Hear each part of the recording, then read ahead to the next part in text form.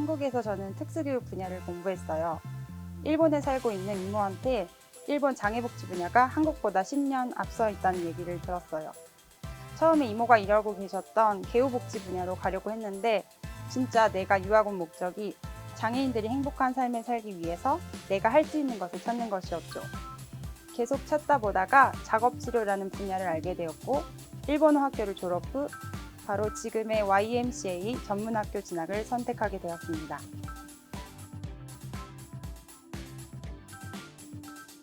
학교를 선택한 기준은 거리가 제일 중요했어요.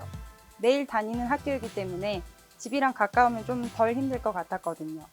그래서 집에서 40분 정도 걸리는 지금의 전문학교를 선택했습니다. 그 이외에도 3년제라는 게 메리트였어요. 스케줄이 좀 하드하긴 하지만 금전적인 면이나 취업 시기를 생각했을 때 4년제보다 3년제가 저에게 훨씬 매력적으로 다가왔어요. 마지막으로 30명 정원이라는 소인원 제도도 마음에 들었어요. 교사가 한 명 한 명에게 관심 있게 지원해 줄 수 있다는 점이 학업부터 실습, 국가고시, 취업까지 도움이 될 거라고 생각했어요.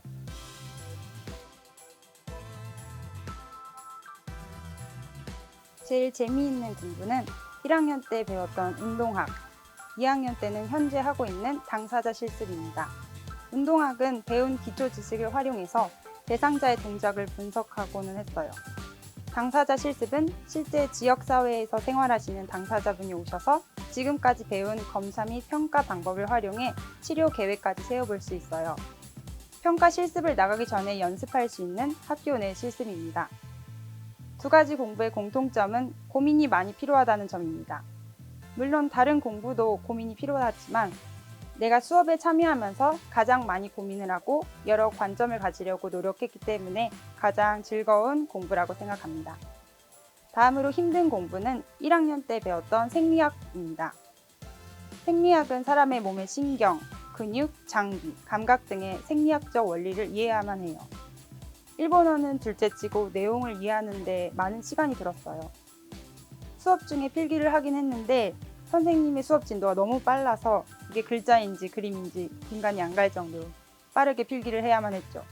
이건 아마 다른 친구들도 공감할 거예요.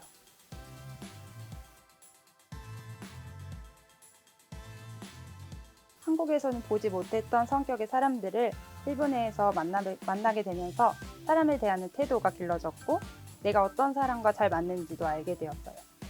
그리고 한국에서는 꽤 성급한 성격을 가져서 실수가 잦았는데 일본에 오면서 기다림을 습관화하면서 여유가 생겼고 덕분에 실수가 줄었습니다. 물론 처음에 일본에 왔을 때는 모든 게 너무 느려서 답답하고 짜증이 날 때도 있었어요.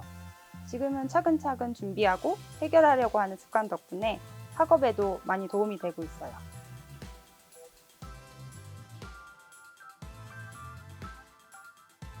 첫 번째로 힘들었던 점은 일본어였어요. 일본어를 완벽하게 잘하는 게 아니었기 때문에 1학년 전반기에는 학교 수업을 이해하고 따라가는 게 너무 힘들었습니다.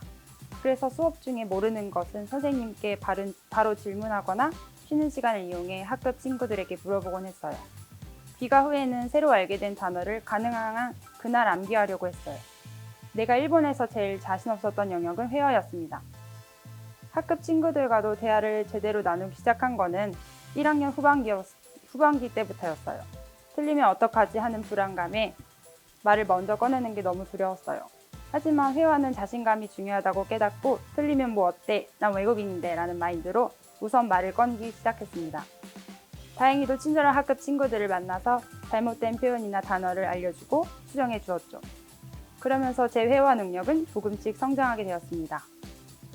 두 번째로 힘들었던 점은 나이 차였어요. 저는 한국에서 대학교를 졸업하고 일본에 온 케이스라서 학급 친구들보다는 7살일 정도가 많았어요. 그래서 동생 같은 친구들에게 어떻게 접근하면 좋을지가 고민이었어요. 내 동생처럼 대해보기도 하고 또래 친구처럼 대해보기도 했죠. 그런데 이건 학급 친구들의 성향에 따라서 선호하는 스탠스가 다르다는 것을 깨닫고 친구들의 성향에 맞춰 언니가 되기도 하고 진짜 친구가 되기도 했죠. 그러다 보니까 마음이 맞는 친구들이 생겼어요. 커뮤니케이션은 나이보다는 성격이 잘 맞는 게 더 중요하다고 느꼈어요. 그리고 저는 현재 지적장애인 그룹 홈에서 아르바이트를 하고 있는데 스태프들 대다수가 나보다 나이가 많지만 대화가 잘 되는 사람도 있기 때문에 나이 차는 아무런 문제가 되지 않는다는 것을 깨달았어요.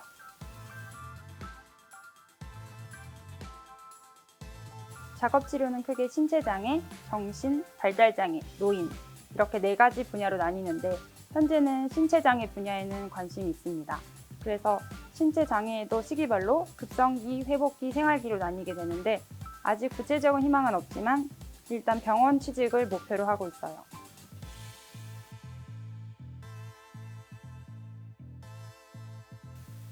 대학교를 졸업한 후에 일본 유학을 고민하신 분들에게는 도전하라고 말해주고 싶습니다. 물론 경제적인 지원이 뒷받침되어야 하는 것은 사실이에요. 저도 혼자서 일본 유학을 시작한 것은 불가능했을 것이에요. 일본에 이모가 계셔서 집세와 식비 걱정은 없었기 때문에 바로 유학을 올 수 있었어요. 물론 학비는 아르바이트를 하면서 벌고 있지만 비용이 많이 들어가는 것은 생각해 볼 필요가 있습니다. 하지만 본인이 진정으로 하고 싶은 유학이라면 주변에 지원해줄 사람이나 기관 등을 찾아봤으면 좋겠어요. 다음으로 일본어가 하나도 안 되는데 일본 유학을 오고 싶은 분들에게는 일본어 학교를 다니기 전에 일본의 관심 분야를 한 개 정해두는 것을 추천합니다. 애니, 드라마, 여행, 음악, 문화 등 일본어 공부에 대한 동기를 유발해서 재미있게 공부를 할 수 있어요. 참고로 저는 리얼리티 프로그램 테라스 하우스로 처음 일본어 공부를 시작했습니다.